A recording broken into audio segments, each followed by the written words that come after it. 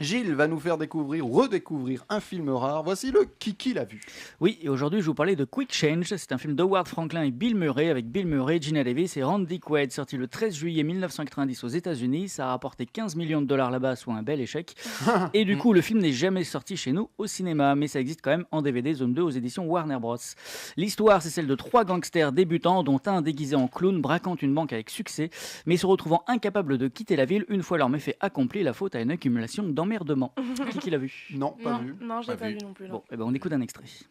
Tu crois que je ne suis vraiment qu'un abruti?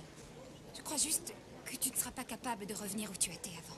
Je ne veux pas revenir. Je vais à la Martinique avec $1 million planqués sous mes fesses, à moins que tu continues à déconner, auquel cas je vais en tôle et nous y allons tous. Grim, il faut que je pense au bébé. Eh bien, il aura environ 3 ou 4 ans quand tu sortiras. Ces familles nourricières sont formidables. À moins que tu tombes sur un mercenaire ou une religieuse, il aura la permission de te rendre visite et toi, tu pourras lui apprendre à faire des plaques d'immatriculation. Seigneur, je te remercie vraiment de me faire peur au lieu d'essayer de faire appel à mon amour et à ma compréhension. Eh bien, c'est tout ce que j'ai le temps de faire. Alors à voir en VO dans le meilleur des cas. À l'origine de ce film, on trouve un roman américain, Quick Change, donc signé Jay Cronley, déjà porté à l'écran vers le milieu des années 80 en France par Alexandre Arcadi sous le titre Hold Up. Une belle réussite déjà, principalement soutenue par un casting en or, Jean-Paul Belmondo, Guy Marchand, Kim Cattrall, Jean-Pierre Mariel ou encore Jacques Villeray, ainsi qu'un scénario révisé par un certain Francis Weber. Forcément, ça claque. On se dit alors qu'une nouvelle transposition n'aurait guère d'intérêt, surtout à peine 5 ans plus tard. Sauf que la version d'Arcadi s'avérait être en définitive assez libre par rapport au bouquin et qu'elle permettait surtout à Belmondo de faire son show.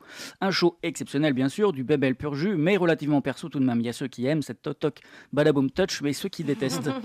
Quoi qu'il en soit, une adaptation encore plus fidèle du roman restait à faire et c'est à cette tâche que se sont attelés Howard Franklin et Bill Murray et force est de reconnaître que la différence est de taille.